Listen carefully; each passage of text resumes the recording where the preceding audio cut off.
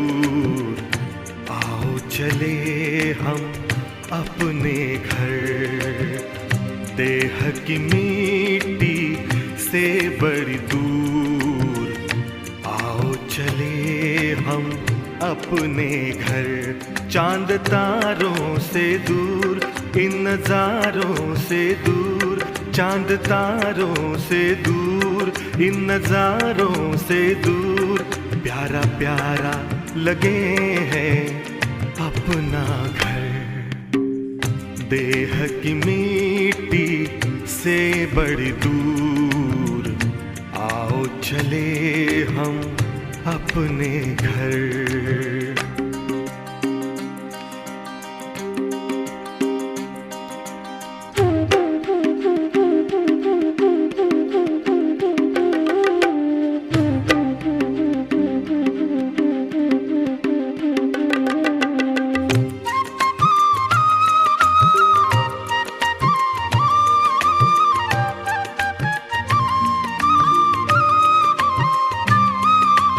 जहाँ रहते हैं प्यारे प्यारे शिव बाबा, ज्योति स्वरूप उनका मन में है मेरे जागा। जहाँ रहते हैं प्यारे प्यारे शिव बाबा, ज्योति स्वरूप उनका मन में है मेरे जागा। सबसे निराला रूप है उनका, जग पे है छाया जादू जिनका। चांद तारों से दूर, इन नज़ारों से दूर, प्यारा प्यारा लगे है अपना घर। देह की मिट्टी से बड़ी दूर, आओ चले हम अपने घर।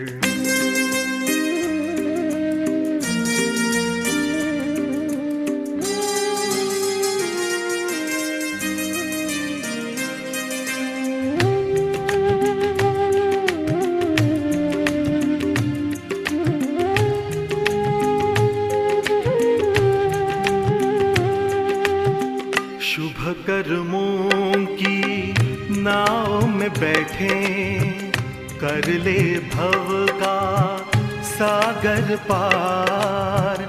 शिव बाबा की गोद में लेटे, आंधी तूफान होंगे मेरे पतवार।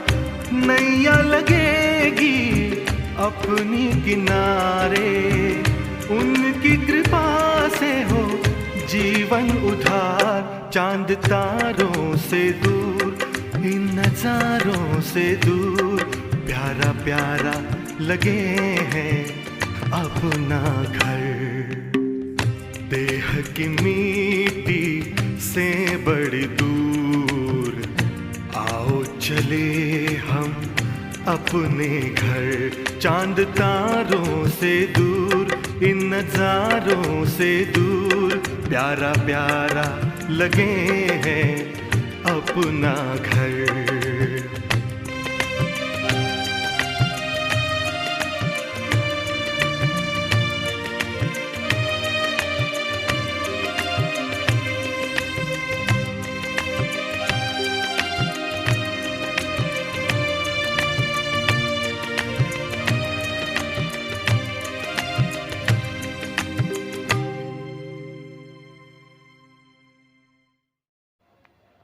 ओम शांति।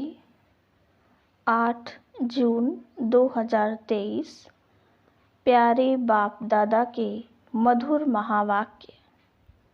मीठे बच्चे, जैसे बाप को सभी पर तरस आता, नफरत नहीं आती, ऐसे तुम बच्चे भी किसी से नफरत मत करो, रहम दिल बनो। प्रश्न: रहम दिल बाप का सारे विश्व के प्रति एक ही प्लान है, वह कौन सा? उत्तर: सभी मनुष्य आत्माओं को तत्वों सहित पतित से पावन बनाना, मुक्ति और जीवन मुक्ति का वर्षा देना, यह एक ही प्लान बाप का है। तुम बच्चे बाप के मददगार हो। तुम्हें पहले अपने पर रहम करना है। श्रीमत पर चल अपने को पावन बनाना है। फिर सभी को विकारों रूपी गंदगी से निकालने की सेवा करनी है। गीत कौन आया मेरे मन के द्वारे। ओम शांति। कौन आया? बाप आया। किसके पास? बच्चों के पास। बच्चे किसके पास आए हैं? बाप कहते हैं मेरे पास। अब तुम सम्मुख बैठे हो। जानते हो बाप बहुत रहम दिल है। बाप जानते हैं कि इन हमारे बच्चों को माया ने बहुत दुखी पतित किया है। ये बच्चे नहीं जानते। बाप जानते हैं तो बाप को तरस पड़ता है ना, नफरत नहीं आएगी। बाप कहते हैं मैंने तुमको सुख के संबंध में भेजा था। 5000 वर्ष की बात है। फिर ड्रामा अनुसार माया ने तुमको दुखी किया। पहले तुम सतो प्रधान थे, फिर रजो तमो में आए हो। यह मैं जानता हूँ। तुम मेरे बच्चे हो। मुझे ही आना होता है तुम बच्चों को पावन बनाने, राज्य भाग्य देने। बच्चे भी समझते हैं बरोबर बाप आया है। प्रेम का सागर, शांति का सागर है। हमको सुख शांति की दुनिया में ले जाते हैं। बाप जानते हैं यह माया ही सबका बड़े ते बड़ा दुश्मन है। इसलिए मैं आया हूँ, परंतु हूँ मैं विचित्र, इसलिए मुझे पहचानते नहीं। आगे समझते थे कि श्री कृष्ण ने आकर राजयोग सिखाया, स्वर्ग का मालिक बनाया था, परंतु कब और कैसे बनाया यह नहीं जानते। अभी बाप को बहुत रहम आता है, क्योंकि जानते हैं बच्चे माया अर्थात 5 भूतों के वश हो पड़े हैं, परवश हैं। उनको अब लिबरेट करता हूँ। बाप कहते हैं बच्चे अब मेरे कारण व इस भारत अथवा सारे यूनिवर्स के कारण तुम मेरी मत पर चलो, मुझे याद करो और रहम दिल भी बनो। सबको बाप का परिचय दो। जज लोग भी गॉड का कसम उठवाते हैं, परंतु क्यों ये कोई नहीं जानते। गॉड है कौन सिर्फ गॉड कह देते हैं। फादर शब्द भी है। जब कसम उठवाते हैं तो उनको समझ में ही नहीं आता है। कह देते हैं गॉड फादर का कसम उठाओ, परंतु फादर को तो जानते ही नहीं। अब तुम बच्चे जानते हो वो गॉड फादर है। कसम उठाते हैं क्योंकि समझते हैं अगर हम कुछ उल्टा कर्म करेंगे तो बाप सजा देंगे। जैसे घर में बच्चे उल्टा काम करते हैं तो उनको डर रहता है बाप थप्पड़ ना मारे। वो कसम गॉड का उठाते हैं, परंतु जानते नहीं कि गॉड कौन है, कैसे सजा देंगे।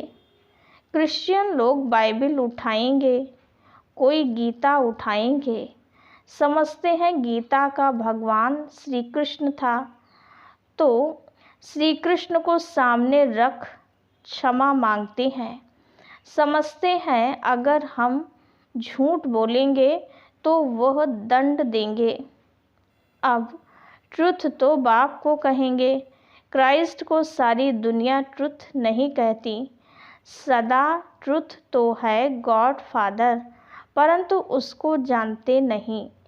जब बाप आए बच्चों को जन्म दे, तब बच्चे बाप को जाने।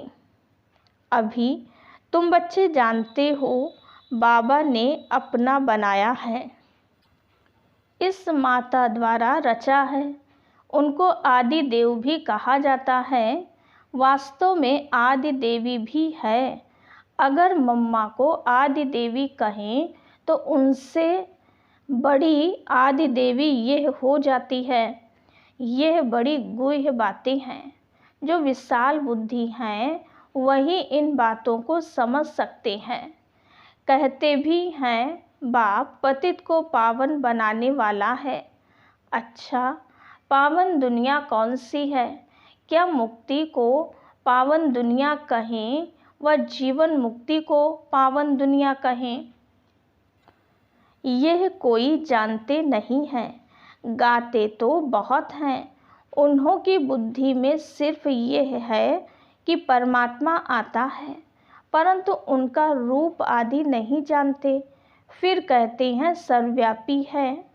बाप बहुत रहम दिल है, प्यार का सागर है, तो बच्चों को भी रहम करना चाहिए, प्यार करना चाहिए। बाप बहुत रहम करते हैं। उनको कहा जाता है मर्सीफुल। बाप कहते हैं तत्वों सहित सारी सृष्टि पर मैं मर्सीफुल हूँ, नॉलेजफुल हूँ, प्यार में भी फुल हूँ, बहुत प्यारा बनाता हूँ। जैसे श्री कृष्ण कितना प्यारा है, उनके घराने में सब प्यारे हैं। वास्तव में डिनायस्टी हमेशा राजा की कही जाती है। किंग एडवर्ड की राजाई कहेंगे, प्रिंस ऑफ वेल्स की नहीं कहेंगे। प्रिंस फिर किंग हो जाता है, तो यह भी ऐसे है। क्रिश्चियन का कनेक्शन श्री कृष्ण की राजधानी से बहुत है। वो क्रिश्चियन लोग श्री कृष्ण की राजधानी से बहुत कमाते हैं। पहले श्री कृष्ण की राजधानी को अपने हाथ में ले लेते हैं, फिर देते हैं।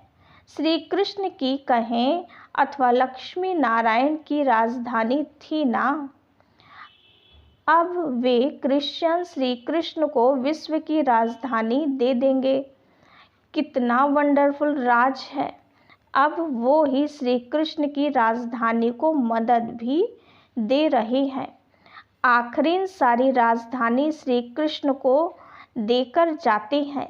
इसलिए श्री कृष्ण के मुख में मक्खन दिया है। ऐसे नहीं मक्खन का कोई गोला है। दो बंदर आपस में लड़ते हैं तो माखन श्री कृष्ण को मिल जाता है। भाई नहीं लड़ते हैं, बंदर लड़ते हैं। पांच विकार भी बंदर में मशहूर हैं। अभी तुम श्री कृष्ण की डिनायस्टी बना रहे हो। विश्व के मालिक पने का माखन तुमको मिलना है। लेन देन का अथवा कर्मों का हिसाब किताब कैसा है? क्रिश्चियन के भी कर्म देखो, राजधानी लेकर फिर वापस देना है। आपस में कितना लड़ते हैं। राजाई का मक्खन फिर भी तुमको मिलना है। तुम प्रिंस प्रिंसेस बन जाते हो। तुम बच्चों को भी बड़ा रहम दिल, प्यार का सागर बनना है। नफ़रत नहीं लानी है। दुनिया में तो एक दो के लिए नफ़रत रखते हैं। यथा राजा रानी तथा प्रजा नंबरवार नफ़रत रखते हैं। आपस में लड़ेंगे मरेंगे। बाप बहुत अच्छी रीति समझाते हैं। इसमें घृणा की कोई बात नहीं। यह तो ड्रामा बना हुआ है। हर एक मनुष्य अपने को नीच पापी कहते हैं। मंदिरों में जाकर अपने ऊपर नफ़रत करते हैं। महात्मा को पवित्र समझ उनके चरणों में गिरते हैं। आप पावन हो, हम पतित हैं। इन सब बातों को तो बाप ही जानते हैं। मनुष्य गॉड फादर के नाम पर कसम उठवाते हैं, लेकिन वह भी झूठा कसम हो जाता। क्योंकि गॉडफादर को जानते नहीं। अगर गॉडफादर कह कसम उठाएं तो बुद्धि में आए कि उनसे तो हमको वर्षा मिलना चाहिए। स्वर्ग क्या है ये किसी को पता नहीं है। अरे तुम तो कहते हो फलाना मरा स्वर्गवासी हुआ, तो कहाँ गया कुछ भी समझते नहीं। बाप को कोई के लिए भी नफ़रत नहीं है, सबके लिए प्यार है। अभी तुम बच्चे सम्मुख हो, बच्चों को खास बाकी जनरल समझाते हैं। तुम बच्चों को पढ़ाकर जीवन मुक्ति देता हूँ और सबको मुक्ति धाम में ले जाते हैं। मेरा सब पर प्यार है। उस गवर्नमेंट के तो अनेक प्लान्स बनते रहते हैं। बाबा कहते हैं मेरा एक ही प्लान है, पतित मनुष्य को पावन देवी देवता बनाना। मनुष्य कहते भी हैं पतित पावन आओ, फिर उनको ना जानने के कारण कह देते हम ही पतित पावन हैं। तो बाप समझाते हैं पहले तो बड़े ते बड़े चीफ जस्टिस की सर्विस करो। उन्हें समझाना चाहिए आत्मा का बाप तो एक है, उनका कसम तुम क्यों उठवाते हो? क्या कसम उठाने समय श्री कृष्ण याद आता है? क्रिश्चियन से पूछो कि क्राइस्ट याद आता है या गॉडफादर। जानते हो कि पाप करेंगे तो दंड भोगना पड़ेगा, परंतु बाप दंड कभी नहीं देता। वो करण करावनहार है, धर्मराज द्वारा सजा दिलाते हैं। गॉड तो मोस्ट बिलीवेड बाप है। वो झूठे कलंक लगाते हैं कि बाप ही सुख दुख देते हैं, तो क्या बेरहम हैं? गाते भी हैं मर्सीफुल। बाप कहते हैं मैं कैसे बेरहमी करूँगा? माया ने तुम्हारे पर बेरहमी की है, मैं तो उनसे छुड़ाता हूँ।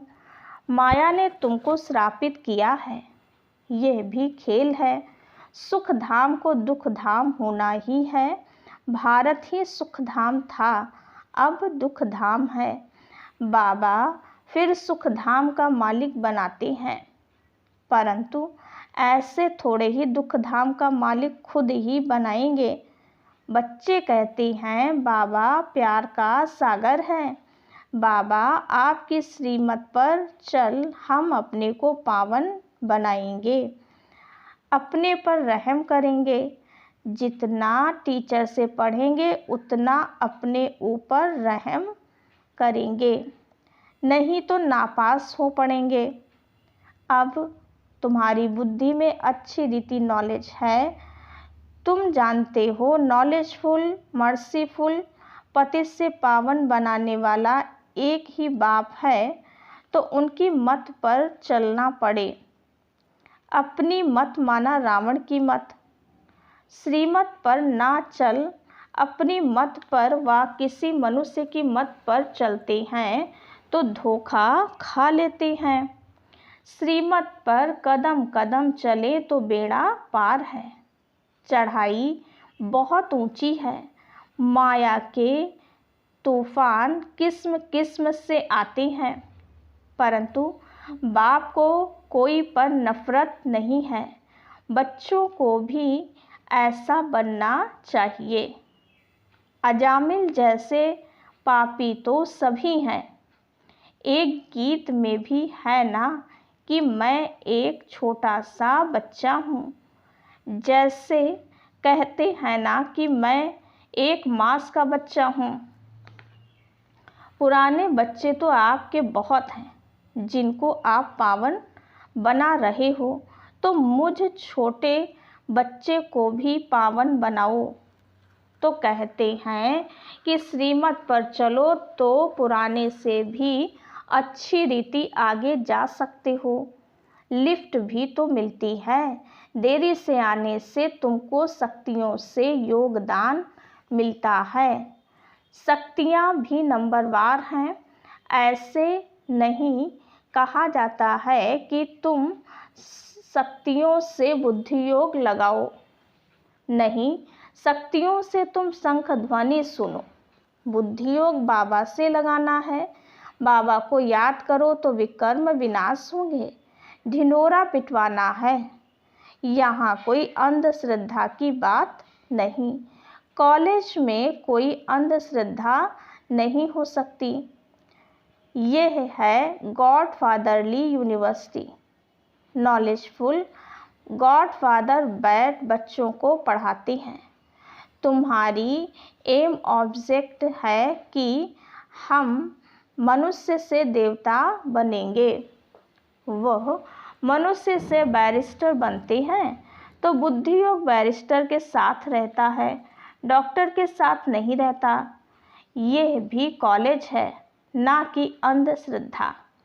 एम ऑब्जेक्ट है। गॉडफादर हमको पढ़ाते रहते हैं। गीता में भी भगवानोवाच है, परंतु भगवान कौन है यह गीता वाले भी नहीं जानते। यह ब्रह्मा भी कहते हैं हम भी गीता पढ़ते थे, अभी के मनुष्य शास्त्रों को मानते नहीं।